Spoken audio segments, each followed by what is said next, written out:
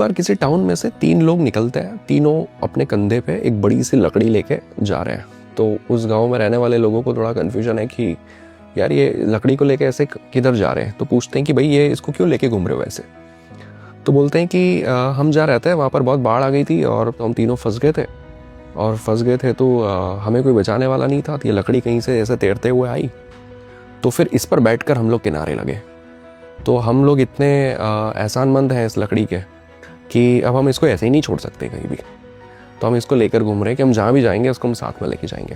ये थोड़ा सा फ़नी लग सकता है, पर ये बात इसलिए हमने की क्योंकि हम लोग अपनी ज़िंदगियों में कई सारे रिश्तों को, कई सारी ऐसी लर्निंग्स को, कई सारे ऐसे अनुभवों को ज़िंदगी भर इसलिए ढोकर चलते रहते हैं क्योंकि हमें ऐसा लगता है कि वो हमें एक पॉइंट से किसी दूसरे पॉइंट तक लेकर आए हैं।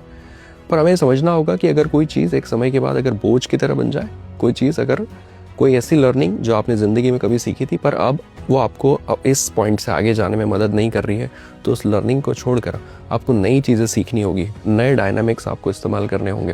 तो ऐसी बहुत सारी चीज़ें हैं जो हम अपनी ज़िंदगी में सिर्फ इसलिए लेकर चल रहे हैं, एक बोझ की तरह उसको लेकर चल रहे हैं क्योंकि उसने एक पॉइंट पर हमारी हेल्प की थी।